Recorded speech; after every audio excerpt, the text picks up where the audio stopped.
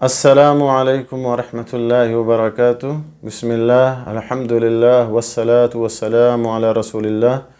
وعلی آلہ وصحبہ ومن والاه۔ محترم ناظرین، حمد و صلوات کے بعد جو باتیں میں آپ کے سامنے آج رکھنا چاہتا ہوں اللہ کی توفیق اور اس کی مدد سے، وہ کسی پر لعنت بھیجنے اور اس کے خطرناک انجام کے بارے میں۔ عام طور پر دیکھا جاتا ہے کہ لوگ ایک دوسرے پر لعنت بھیجنے میں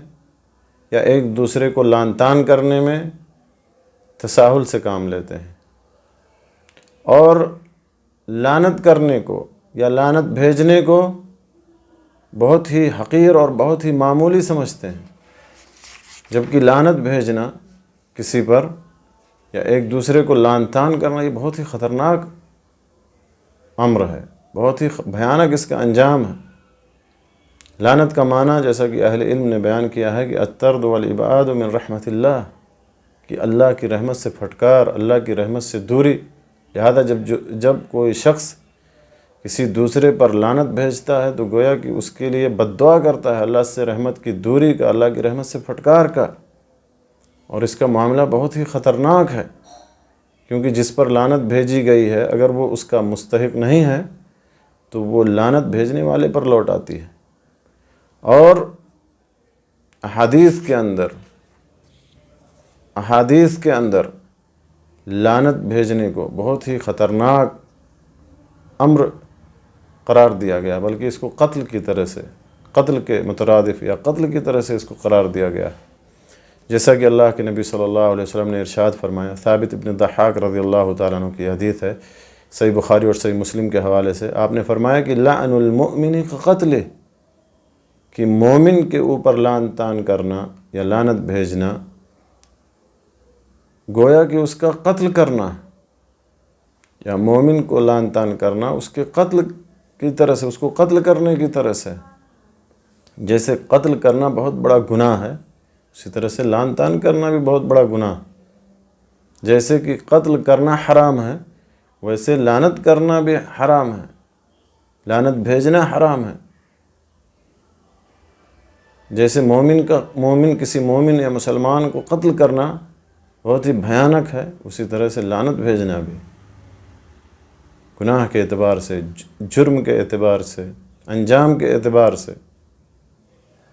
قتل کی طرح سے ہے، کسی مومن کو لعن طعن کرنا ہے، کسی مومن کے اوپر لعنت بھیجنا۔ اسی طرح سے ایک دوسری حدیث میں اللہ کے نبی صلی اللہ علیہ وسلم نے فرمایا، یہ حدیث صحیح مسلم کے حوالے سے ہے، فرمایا لا ينبغي لصدیق ان يكون لعانا، کسی صدیق کے لیے مناسب نہیں ہے کہ وہ کثرت سے لعن طعن کرے، کہ وہ کثرت سے لعنت کرنے والا ہو۔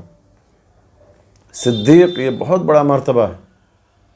بلکہ نبیوں اور رسولوں کے بعد اگر کوئی مرتبہ ہے تو وہ صدیق کا ہے، یہ مبالغہ کا صیغہ ہے، جو کثرت سے سچ بولے۔ من کثر صدقہ، جس کی سچائی بہت زیادہ ہو اس کو صدیق کہا جاتا ہے، یا جو کثرت سے تصدیق کرے، جیسے کہ حضرت ابو بکر رضی اللہ تعالیٰ عنہ کے بارے میں ان کا صدیق لقب کیوں پڑا؟ کیونکہ جب بھی نبی صلی اللہ علیہ وسلم کوئی خبر ان کو دیتے تو وہ کہتے صدقت، آپ نے سچ کہا، اور اسی طرح سے وہ کثرت سے سچ بولتے تھے، سچ ہمیشہ سچ بولتے تھے۔ اسی لیے نبیوں کے بعد صدیقین کا مرتبہ اللہ تعالیٰ نے قرآن میں ذکر کیا ہے، تو کسی صدیق کے لیے یہ مناسب نہیں ہے کہ وہ لعن طعن کرنے والا ہو، کثرت سے لعن طعن کرنے والا ہو۔ اسی طرح سے ابو الدرداء رضی اللہ تعالیٰ عنہ کی ایک اور حدیث ہے جس میں نبی صلی اللہ علیہ وسلم نے فرمایا، صحیح مسلم کے حوالے سے، لا يكون اللعانون شفعاء ولا شهداء يوم القیامہ، کہ کثرت سے لعنت کرنے والے قیامت کے دن نہ تو کسی کی شفاعت کر سکیں گے اور نہ ہی گواہ بن سکیں گے۔ تو یہ بھی بہت بڑی وعید ہے،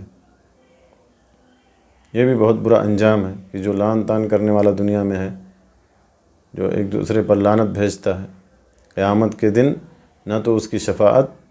قبول ہوگی نہ تو گواہی قبول ہوگی۔ اسی طرح سے ایک اور حدیث ہے ابو الدرداء رضی اللہ تعالیٰ عنہ کی، کہ نبی صلی اللہ علیہ وسلم نے ارشاد فرمایا کہ ان العبد اذا لعن شيئا صعدت اللعنة الى السماء فتغلق ابواب السماء دونها ثم تهبط إلى الأرض فتغلق أبوابها دونها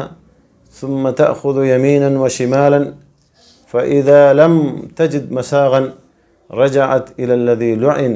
فإن كان لذلك أهلا وإلا رجعت إلى قائلها. أخرجه أبو داود، سنن ابو داود کی حدیث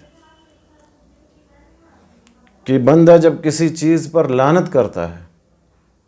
جب کسی چیز پر لعنت بھیجتا ہے تو وہ لعنت آسمان کی جانب چڑھتی ہے، اور جب آسمان کی جانب چڑھتی ہے وہ لعنت تو اس پر آسمان کے دروازے بند کر دیے جاتے ہیں، پھر وہ زمین کی طرف اترتی ہے، واپس لوٹتی ہے تو اس پر زمین کے بھی دروازے بند کر دیے جاتے ہیں، پھر وہ دائیں اور بائیں جاتی ہے، دائیں جاتی ہے، بائیں جاتی ہے، پھر اگر کوئی جگہ نہیں پاتی ہے، پھر وہ لعنت اگر کوئی جگہ نہیں پاتی ہے تو جس پر لعنت کی گئی ہے اس پر جا کر واقع ہو جاتی ہے، بشرطے کی، اس شرط کے ساتھ کہ وہ چیز یا وہ اس لعنت کا حقدار ہو۔ اگر وہ اس لعنت کا حقدار نہیں ہے تو اس کے کہنے والے کی طرف لوٹ آتی ہے۔ تو مسلمان کو لعن طعن کرنا یہ بہت ہی خطرناک امر ہے، اور ناحق لعن طعن کرنا یا ناحق لعنت کرنا یہ اور زیادہ خطرناک ہے، کیونکہ وہ لعنت کہنے والے پر یا لعنت کرنے والے پر وہ چیز لوٹ آتی ہے، پلٹ آتی ہے۔ اور لعن طعن کرنا یہ سچے اور نیک لوگوں کی صفات میں سے نہیں ہے، کیونکہ نبی صلی اللہ علیہ وسلم نے فرمایا کہ کسی صدیق کے لیے، کسی سچے آدمی کے لیے، کسی اعلیٰ مرتبت پر فائز آدمی کے لیے مناسب نہیں کہ وہ لعن طعن کرے۔ تو اللہ تعالیٰ سے دعا ہے کہ اللہ تعالیٰ ہمیں اس خطرناک بیماری سے محفوظ رکھے، اور ہمیں ہماری زبان کو اللہ تبارک و تعالیٰ ہر قسم کی برائی سے، ہر قسم کے گناہ سے محفوظ رکھے۔ آمین۔ وآخر دعوانا ان الحمد للہ رب العالمین، وصلی اللہ علیہ نبینا محمد وعلی آلہ وصحبہ اجمعین۔